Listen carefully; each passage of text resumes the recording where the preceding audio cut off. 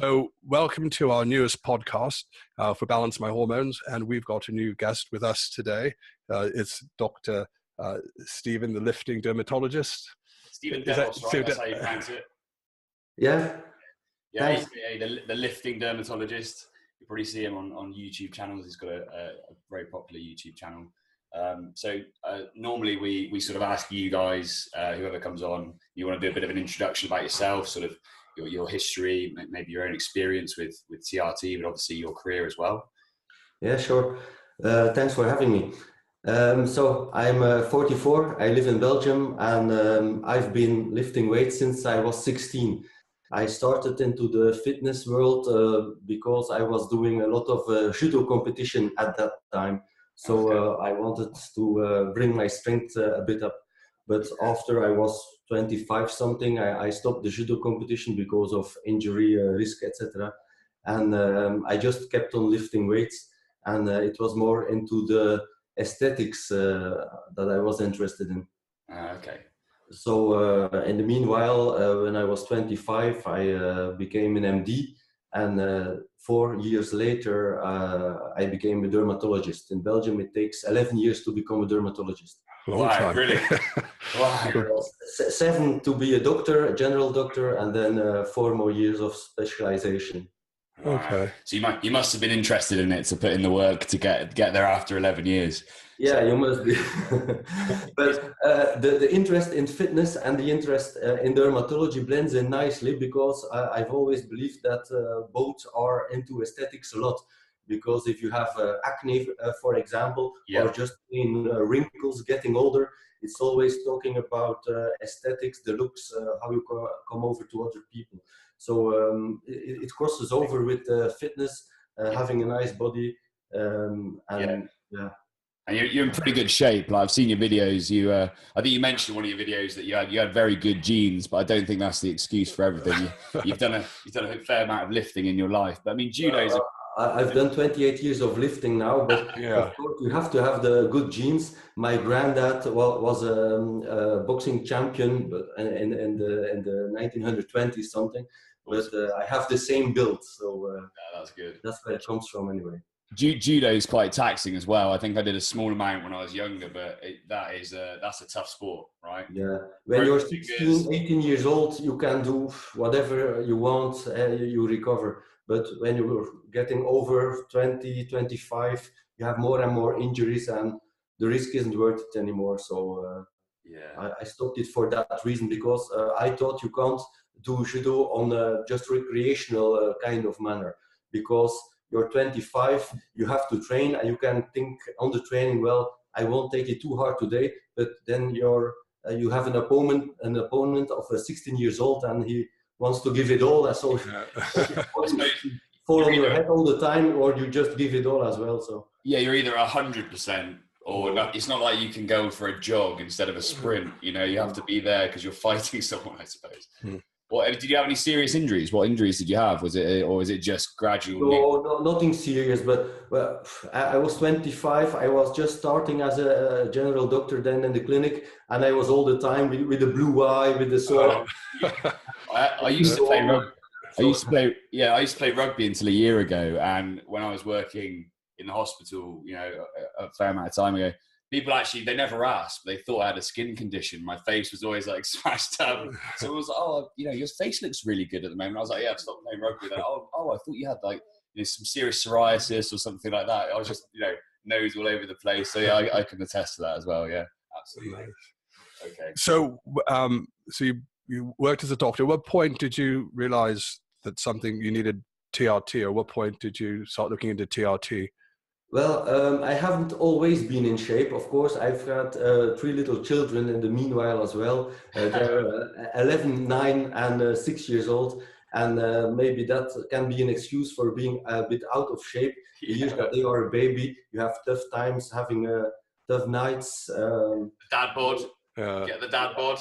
Difficult eating. You eat all their junk food as well. Yeah. So in 2013, 14, and even 15, together with my wife, we got a bit fatter after the last baby. May 2015, we said, okay, this has to stop, we have to get back into shape again. And we started tracking our food or calories intake with my fitness pal. Oh yeah. And we lost a lot of kilos. My wife lost 12 kilos in 6 months, and I lost 17 kilos in 6 months, just by being more aware of what you put in your mouth. Yeah. So by 2016, I was very lean again. And then I looked into the mirror and I said, well, you can see all the definition of the muscles. Let's train hard again as well. So I started working out again. But by the end of 2016, I felt there was something wrong. I wasn't in shape. I hadn't have any energy to train. I was irritated easily. And I never had checked my testosterone levels. But one way or the other, I just knew that was it. I said to my wife before I had measured them, I think my testosterone must be very low. And she said, like everyone would, well, that can't be possible. You're in such a great shape. Muscular and all. But in January 2017, 2 years ago, I had them checked and the levels were, well, classic 250, 260. Wow. Yeah, really low. Yeah. So at that moment, at that moment, I didn't know what to do about it. So I went to see a friend, a urologist that I know here in my town. And of course, he put me on the androgel. Of course, the standard. How did that go? How was that for you? Well, that brought up my levels from 250 to 700, really. Not too bad, but the symptoms didn't change at all. No. So, what time of day did you measure? I mean, did you measure mid-peak, post-application, or 12 hours post? In the middle of the morning. So I put it on 7 a.m. Yeah. So I had them measure the levels 10, 11 a.m. But that's because it just. But if you measured it 12 hours later, you may have been low again, which is why you may have not felt as good towards, even at 700 at that moment in time. Did you have to lather it on you all over your body and things like that as well? Because you have to spread it out over a big surface area as well. Is that right? When you apply those gels? I just did the shoulders. The shoulders, okay. Yeah. That must cause problems. And, going into your other speciality, surely that must aggravate like some skin conditions like acne and things. Yeah. I got more folliculitis on the shoulders because it was very poor blocking, those gels. Interesting. Yeah, I didn't like them anyway, but I did that for a good half year, 6 months. And then I went back to the urologist and I said, well, I don't feel better. And he said, well, your levels are 700, must be all right. So that was it for him. So I mailed him the week after that and I said, well, I looked on the internet and I decided I would rather like injections. And he said, really? I said, yeah, why not? And he said, well, I don't know nothing about that. And he said, you just have to go to a transgender clinic. There they know how to do that. Why, really? Yeah. So you went to a transgender clinic? I know nothing about it. That's it for me. Oh. So did you go to that clinic and then? No. I was going to say, you'd be desperate. Yeah. So I looked on the internet. I found Jay Campbell's TOT Revolution channel. I got myself educated on that. So that's how I got into the TRT, really. Okay. Great. So did you try injections then for a while? Yes. And last year, I started in June 2018 on Sustanon because that's the only thing we got here in Belgium. So I did a few injections. Well, I started once a week. Okay. I felt great on them the first days. And then again, the levels declined. I checked my levels and a few days after injection was 1700. Okay. Of course, then you feel great. But the last part of the week, that declined again. But how were you? You said, I think you mentioned to me you had injected subcutaneous on those? Yeah, that's the whole point, yeah. I injected subcutaneously, then 2 or 3 times a week after that. And I got these very painful, hard subcutaneous lumps, nodules, that I didn't like, of course. And that's what happens. We've seen clients that have missed the mark from doing intramuscular and did a shallow or just reached the fat just under the skin, and they would get the lumps and bumps, which is why Sustanolon's not really formulated for subcutaneous injections. And I know the Americans will promote subcutaneous injections, but they have compounding pharmacies that can make sterile injections in a thinner liquid or a thinner base, which doesn't usually cause those issues, and you're using a smaller amount to get there. So did you try the intramuscular injection of Sustanolon ever? Yeah, I can't inject intramuscularly myself. Subcutaneously I can do, but intramuscularly I had to ask my wife, so she did that 2 or 3 times. Oh, really? But you're a doctor. No. Is that because you hate doing the self-injection, or you can't? Yeah, I hate it anyway. Yeah. You hate it anyway, okay. You know what? I've spoken to lots of doctors that have said that exact same thing, and nurses. They're like doing it every day on patients. As soon as it comes near themselves, they're like, I can't do that. Well, I give Botox injections every day to 10 patients, and that's each time 20 injections. So I give over 200 injections a day. But that's in the skin, of course. Go back to what you said. I think that's really important. Actually, symptoms of low testosterone. A lot of it is the mental effects. I think people. Well, I've heard this from men. They walk around and they're like, "Well, I'm in good shape. You know, I exercise. I can recover. Okay." But I've got increased anxiety, flatter mood, like irritability, like you said, just no drive.